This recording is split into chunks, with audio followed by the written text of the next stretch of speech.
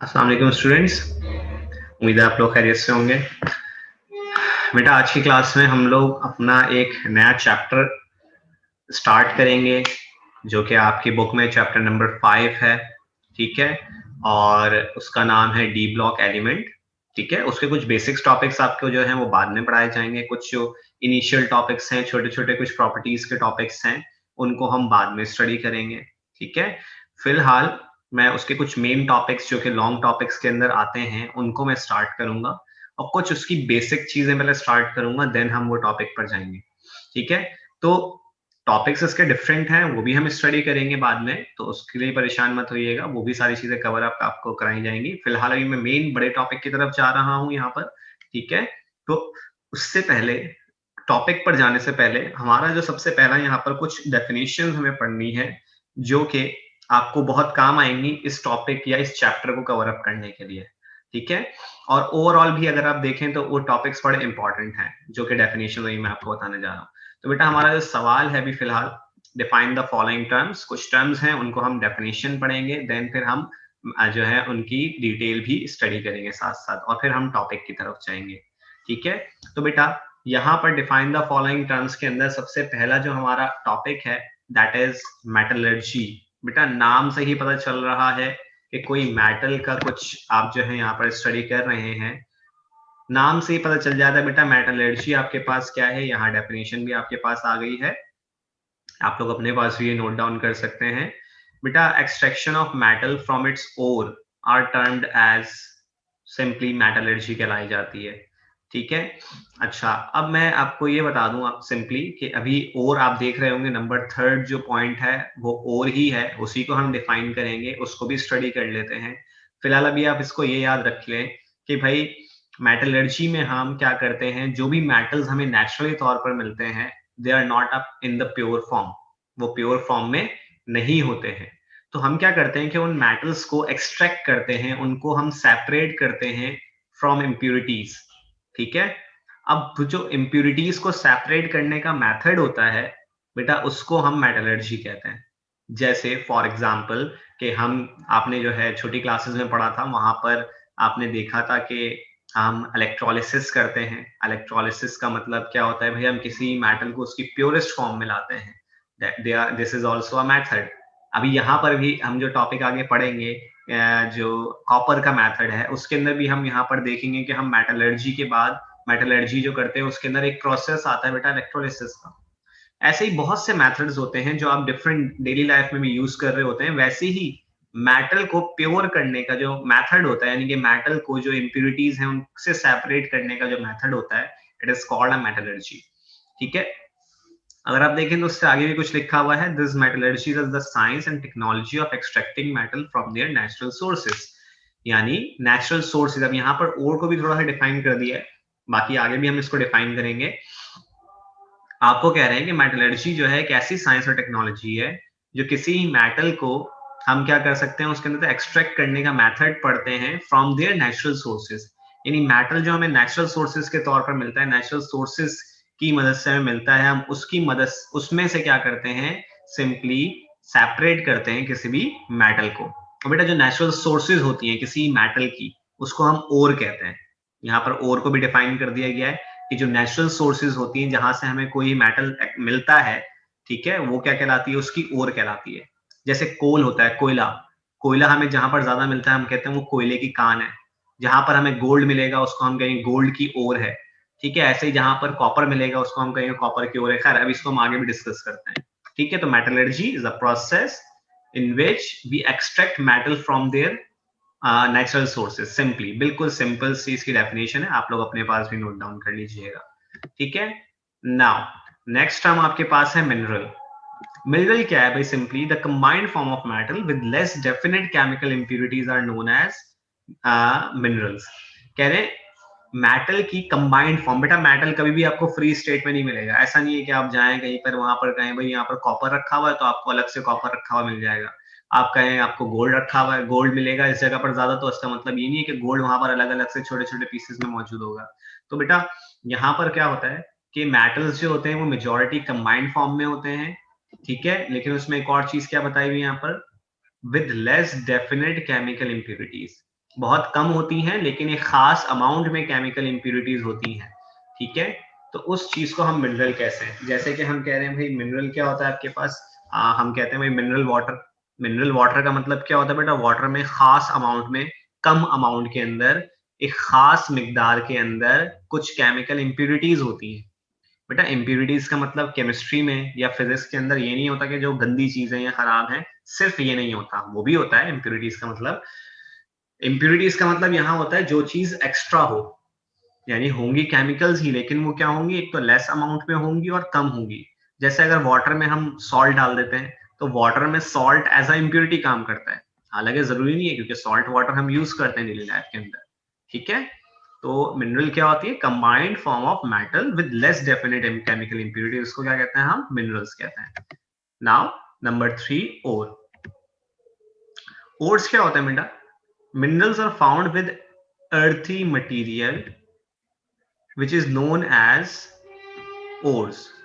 Sorry, इसको बाद, हाँ जी, मिनरल्स कहाँ मिलते हैं हमें, फाउंड होते हैं भाई कहाँ पर, अर्थी मटेरियल, यानी कि सिंपली जमीन के ऊपर, जमीन के अंदर, किसी भी तरीके से अर्थ क्रस्ट पर मिल सकते हैं, और जमीन के अंदर भी हो सकते हैं, किसी भी जगह पर हो सकते हैं। जैसे हम कहते हैं ना कि भाई यहाँ पर खुदाई हो रही है, यहाँ पर जो है ये चीज मिलेगी आपको, यहाँ पर कॉपर ज्यादा है, इस जगह पर जो है गोल्ड ज्यादा है, इस जगह पर आयरन ज्यादा है, ये सारी ओर्स कहलाती है बेटा।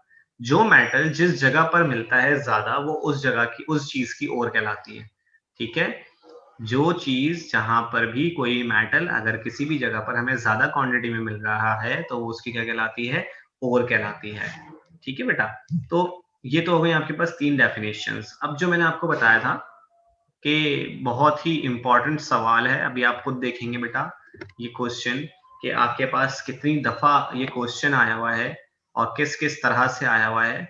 ये पहला तरीका आपके पास जो दिया हुआ है, describe the extraction of blister copper from its sulphide ore.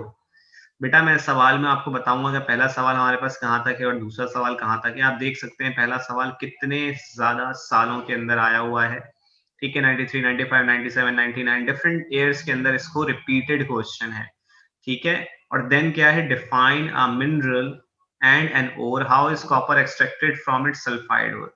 बेटा ये चीज तो हम कर चुके हैं, मिनरल और ओर की डेफिनेशन ऊपर पढ़ चुके हैं। बाकी ये जो नेक्स्ट पार्ट है, ये बेटा अभी हम जब कॉपर की एक्सट्रैक्शन करेंगे उसकी ओर से, तो वहां पर मैं आपको बताऊंगा कि आप खुद ही समझ जाएंगे बेटा किस सवाल में हमें कहाँ से कहाँ लिखना है, क्या क्या चीजें लिखनी है।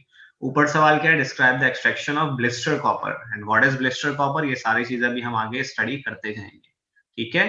चलिए जी, हम अपने काम को बेटा, मेन सबसे लॉन्ग इंपॉर्टेंट टॉपिक है, आप लोग ये तीनों डेफिनेशंस भी अपने पार्ट नोट डाउन कर लीजिएगा, ताकि आप लोगों को क्लियर हो जाए सारा काम, ठीक है। तो अभी हम चलते हैं बेटा नेक्स्ट अपनी स्लाइड के ऊपर, जिसके अंदर मैंने आपको बताना है कि हमें क्या क्या चीजें स्टडी करनी है।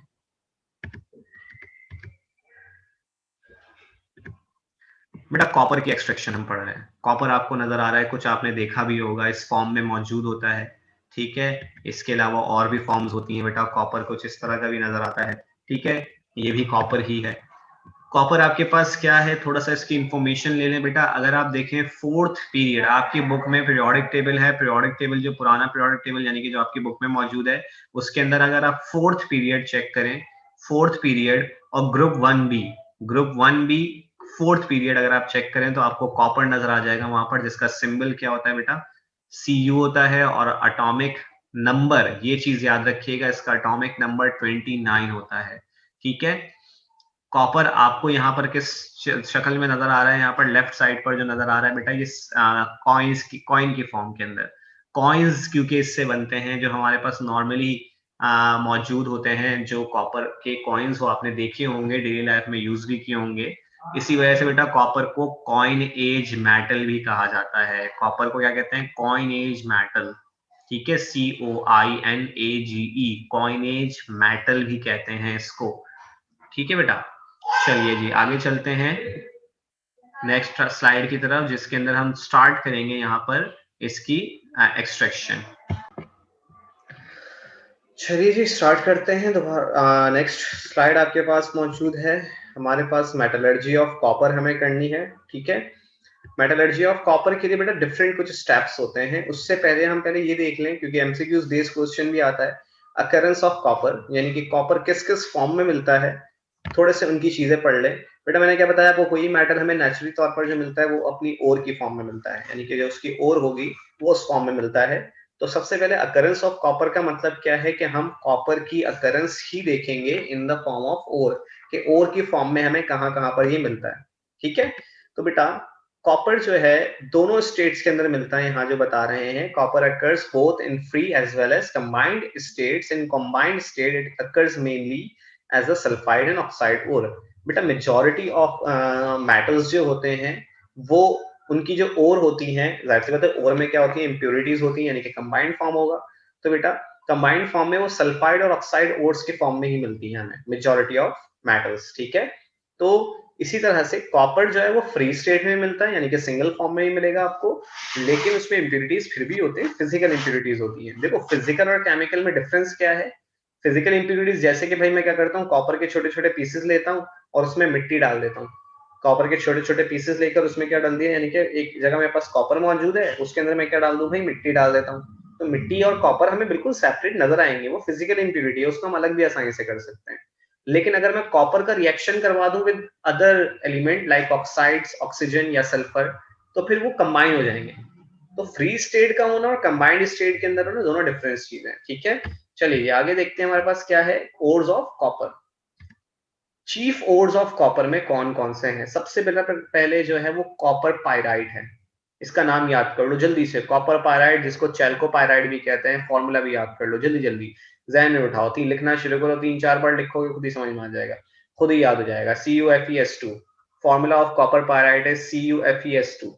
ठीक है, फॉर्मूला ऑफ कॉपर पायराइड क्या होता है, CuFeS2, यानी आपको नजर आ रही है सल्फाइड ओर मौजूद है इसके अंदर। ठीक है, यानी कि सल्फाइड ओर कहलाएगी CuFeS2, याद करते जाइएगा। ठीक है, सेकंड ओर बेटा क्या कहलाते हैं, उसको चैल्कोसाइड कहते हैं, चैलोसाइड भी कहते हैं, चैल्कोसाइड भी कहते हैं। इसको अपने पास नोट डाउन कीजिए, फॉर्मूला आपको क्या नजर आ रहा है, Cu2S। चैलोसाइड क्या है भाई आपके पास, Cu2S, बार बार रिपीट करो, याद करो। ओर्स को याद करना बहुत खास काम है, ओर्स को नाम याद करना, उसके फॉर्मूलाज याद करना बहुत इंपॉर्टेंट है। एमसीक्यूज बेस्ड क्वेश्चंस आते हैं, इससे डिटेल टॉपिक तो आता ही आता है। ठीक है, नाउ थर्ड वन, क्यूप्राइड। बेटा क्यूप्राइड Cu2O, क्या फॉर्मूला है इसका, Cu2O। बेटा C स्मॉल u है, यहाँ पर कैपिटल नजर आ रहा है, एक्चुअली स्मॉल u अपने पास लिखिएगा। क्यूप्राइड का फॉर्मूला क्या है बेटा, Cu2O, बार बार रिपीट करो इसको, Cu2O, क्यूप्राइड Cu2O। ठीक है, नाउ नेक्स्ट वन, मैलाचाइड। बेटा मैलाचाइड आपके पास क्या होता है, अभी मैलाचाइड और अगला मैं आपको दिखाता हूँ, जो कि कहलाता है बेटा एज़ुराइड। अजीब अजीब से नाम नजर आ रहे होंगे, लेकिन क्या करना है आपको, याद करना है, यही फॉर्मूलाज के साथ याद करना है। मैलाचाइड और एज़ुराइड का फॉर्मूला बिल्कुल सेम है, CuCO3 यानी copper carbonate, then CuOH taken twice, दोनों के फॉर्मूला सेम नजर आ रहे हैं। सिर्फ क्या है डिफरेंस, कि CuCO3 मैलाचाइड के अंदर एक है और एज़ुराइड में दो है, जस्ट वन डिफरेंस, जिसकी वजह से बेटा और भी चेंज हो जाती है और इनका कलर भी चेंज हो जाता है। कलर देख रहे होगे, मैलाचाइड का कलर क्या है, ग्रीन, एज़ुराइड का कलर क्या है, ब्लू। ठीक है, आपने फॉर्मूलाज, नेम, सब कुछ एक साथ याद करने हैं, तो इस चीज का ध्यान रखिएगा, फॉर्मूलाज भी याद करना है, नेम भी याद करने हैं, प्लस इनके जो है कलर्स भी जिनके लिखे हुए वो याद करने हैं। चलिए दोबारा से रिपीट करते हैं। सबसे पहले कॉपर पायराइड का फॉर्मूला आपका क्या है, CuFeS2, चैलोसाइड का क्या है फॉर्मूला, Cu2S, क्यूप्राइड का Cu2O, मैलाचाइड का CuCO3 CuOH टेकन ट्वाइस, एजुराइड का भी सेम है CuCO3 CuOH2, बट क्या डिफरेंस है बेटा इसके अंदर, जस्ट इसके अंदर CuCO3 के दो मॉलिक्यूल्स हैं। ठीक है, मैलाचाइड का कलर ग्रीन है, एजुराइड का कलर ब्लू है। बार बार रिपीट करो, अभी अभी लिख लो, अभी पॉज करो यहाँ पर वीडियो, 4-5 बार इनके नाम और इनके फॉर्मूला अपने पास नोट डाउन कीजिए। नहीं करोगे बहुत मसला होगा, बाद में ये सोचोगे कैसे याद किया जाए इसको। ठीक है, तो बेटा अब जो है हम देखते हैं कि इसकी एक्सट्रैक्शन होती कैसे। कह रहे हैं extraction copper is mostly extracted from sulphide ore. किससे करेंगे, सल्फाइड ओर। आपको सल्फाइड ओर दो नजर आ रही होंगी, चैल्कोसाइड और क्यूब कॉपर पायराइड, लेकिन बेटा सबसे ज्यादा यूज होने वाली, सबसे ज्यादा एक्सट्रैक्शन के लिए यूज होने वाली कौन है, कॉपर पायराइड है। सबसे ज्यादा जो हम यूज करते हैं वो कौन सी है भाई, कॉपर पायराइड को यूज किया जाता है for the extraction of copper. ठीक है, तो सॉरी, कॉपर कहां से एक्सट्रैक्ट करते हैं हम, क्यों यूज करते हैं भाई इसको, ये भी आपको मैंने बता दिया यहाँ पर कि क्या है, कॉपर को मोस्टली एक्सट्रैक्ट किया जाता है sulphide ore which contains 6% of copper. The extraction consist of the following steps. Steps बाद में देखते हैं बेटा। तो ये बात भी जो है इसको भी अपने पास नोट डाउन कीजिए कि कॉपर पायराइड के अंदर जस्ट 6% कॉपर होता है। जस्ट नहीं है लेकिन ये बहुत ज्यादा है। यानी अगर आप 100 ग्राम कॉपर पायराइड लेते हो तो उसके अंदर सिर्फ और सिर्फ 6 ग्राम कॉपर मिलेगा। लेकिन बेटा ये 6 ग्राम भी हमारे पास बहुत है, क्योंकि हम ग्राम्स में लेते हैं, हम किलोग्राम्स के अंदर लेते हैं, टन्स के अंदर ये वैल्यूज लेते हैं, जिसको हम आगे जाकर क्या करते हैं, जब सेपरेट करते हैं तो हमें बहुत ज्यादा अमाउंट ऑफ कॉपर मिल जाता है। ठीक है बेटा, तो ये अपने पास नोट डाउन कीजिए पहले तो कि कॉपर पायराइड के अंदर कॉपर जस्ट 6% होता है।